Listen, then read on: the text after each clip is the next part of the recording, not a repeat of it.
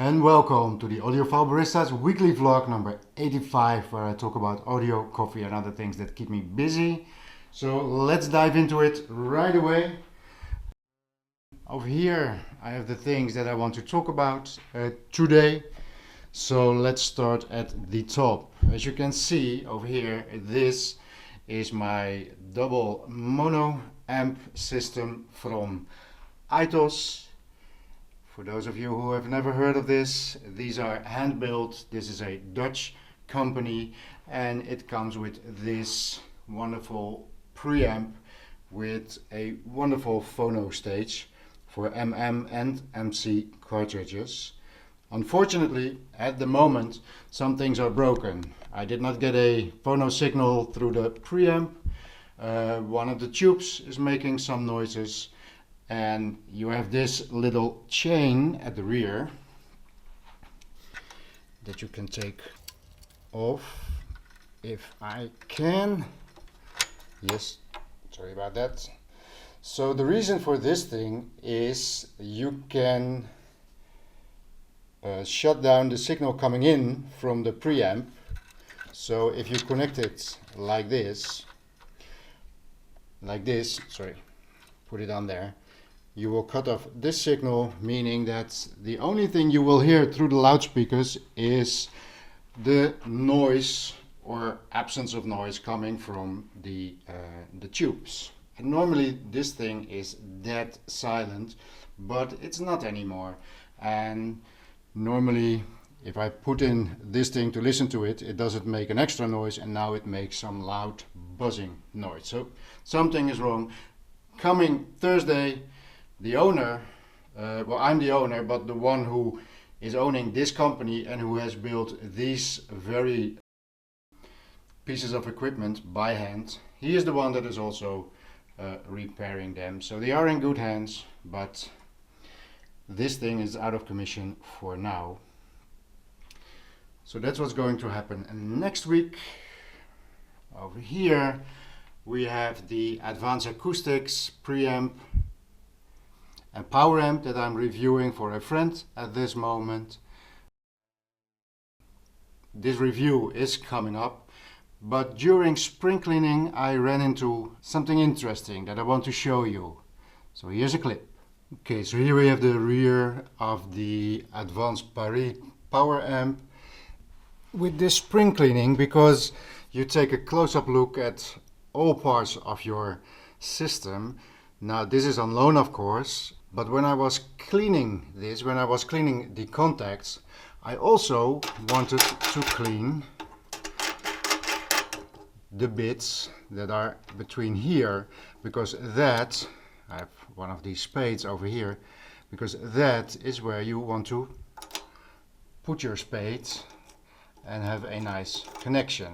Now if you look at this WBT spade, this side, the copper colored side, probably because it is copper, you can see all the copper metal going all the way here, and then you see these 4 dots that they have on there, and these dots, those are meant to be the pressure points.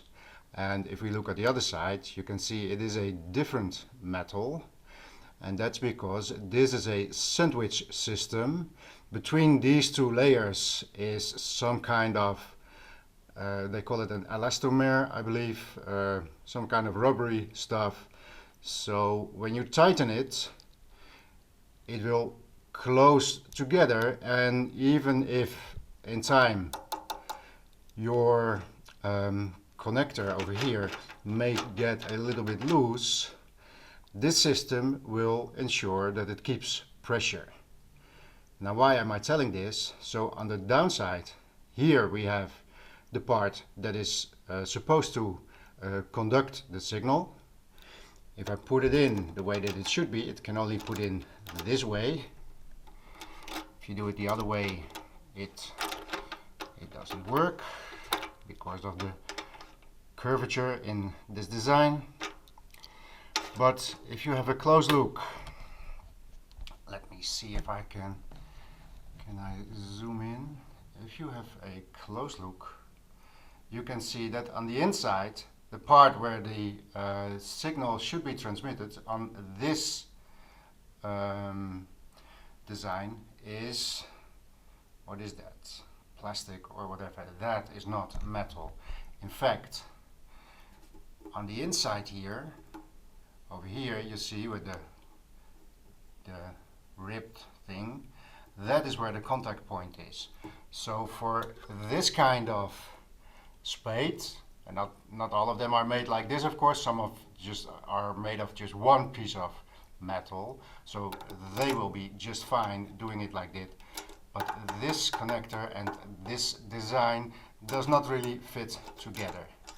Now I had connected it like this with these spades, and it is working because I don't know if you can see over here, you see these two silver squares. That is where the top metal plate is connected to this one, so it will transmit from here to here and then into the in this connector. But as you can imagine, it is not ideal. It's not a problem, it does work, but it's not how it's supposed to work. So that's not a criticism, it's just that make sure to take a look at all your connections and see if they are supposed to connect together, or maybe there's a mismatch like in this case. I just wanted to share this with you. Yes, so I thought that was interesting to share with you guys. And that is the second tier.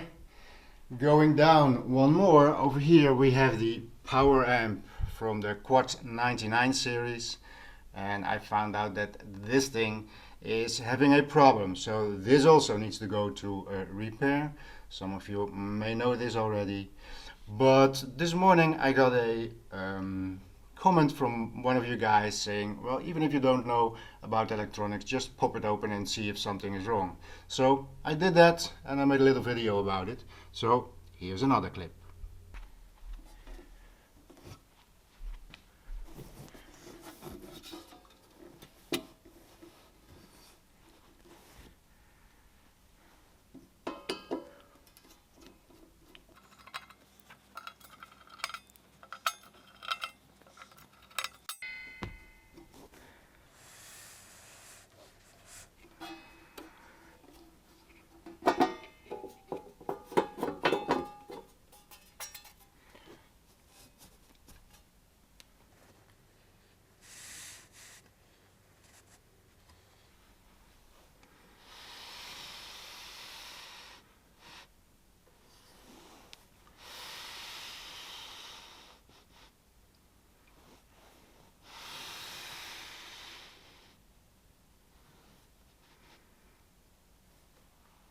Okay, so one of you guys suggested to me, well, just pop one open and look inside. Even if you don't know your electronics, you might see something that is strange. And I thought, well, that might be a good idea, and let's do it for today's vlog. As you just saw, I took off the bottom. So normally you take off the top on stuff, and I was a little bit disappointed because I was hoping that I could change some of these shells, because the one for the CD, for example, is, oh, it's right over here, the CD, that has a pretty big scratch on it. So I was hoping to take off that shell and change it with one of the others to have a beautiful CD player without scratches, but that's not what is possible. I know what they often say is look at these things, capacitors, to see if they are bulged and see if that is a thing. If they are bulged, they are broken, but they feel flat, they look flat, so that's not it. I'm guessing here are some of the transistors for one channel, and they have some of the transistors on, I believe it's the thing over there, on that channel. They have these things connected to the sides of the shell, meaning these things. There's a little spring clip over it to keep it attached to this shell, but I have no idea. And there's the same ones over here. I have no idea what those things are. They have 3 pins to connect it to the board. So what else is there? There's this nice trafo. Anything else? Nothing looks irregular, nothing looks broken, burnt, scorched or whatever. So I guess that's it. Maybe, let me do a little pan over here. Maybe you can see things that are different than mine. And for those of you who are interested in these kind of electronics, you know I never do that because I have no idea what I'm looking at. It's like what Techmoan, another YouTuber, Techmoan is always saying, well, there's a few of these black things over here and there's a yellow thing over there and then there's a few of these green things over there, and that's as far as my knowledge of electronics goes. So tell me, do you see anything else? And if not, well, maybe it was just nice to have a little look inside of this thing, showing you how this thing is built. The board looks squeaky clean. Maybe that's, you know, sometimes when you open these things, they are all dusty because this one is actually upside down. Would it be a good way to do it like that because of the dust? Maybe that's something. Okay, so let's go back to the vlog. Okay, so maybe you can tell me more about it, but I thought, well, maybe it's interesting to share this with you. Let me know if you think it's interesting to have a peek inside of these pieces of equipment every now and then, even though I do not know what it's all about. Write it down in the comments if you like that. Then I have been reviewing these 2 streamers, doing a comparison, so that's another review that is coming out. Now this is the Advanced Acoustic WTX Micro Streamer, and it is also from Advanced Acoustics, so it is a match with these amplifiers. But one thing that is strange, because you have these connectors and most of the time they will fit. So over here they will just fit perfectly. But now let's have a look at my 35-year-old preamp.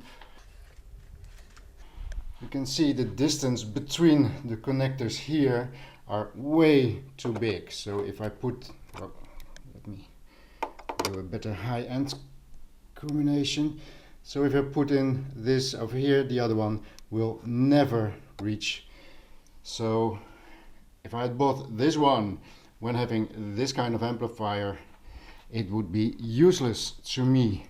So even though I understand this concept, it will save you another cable and some cable mess, so that is perfect. But in the review you will see I have multiple pieces of equipment where this does not work. So that's a bummer. So stay on the watch for that review. And over here is a little thing, a free pro tip. This is one of these brushes that you use for makeup. And I got me one a long time ago to brush all kind of coffee stuff. Coffee grinds from my grinder, and it's perfect for that. I'm not using it for makeup, I'm using it for coffee. But this one, let me change hands from the camera. This one is also perfect for brushing and getting into this little hooks and crannies where you can, nooks and crannies, where it is hard to get to, but a brush like this will get into all these little spaces. So that's a free pro tip. Get yourself one of these. I believe you can buy pretty expensive ones for the audiophile, but have a look around in the supermarket.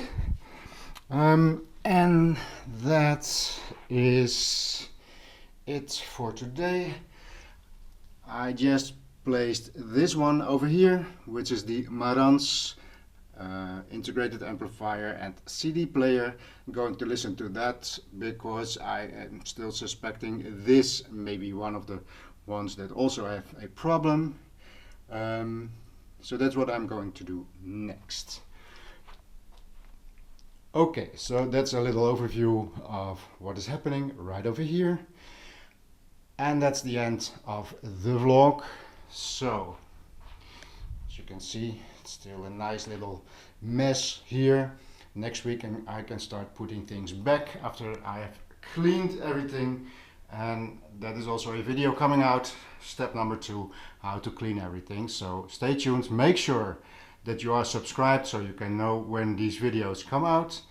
Thank you for watching, and I'll see you next week.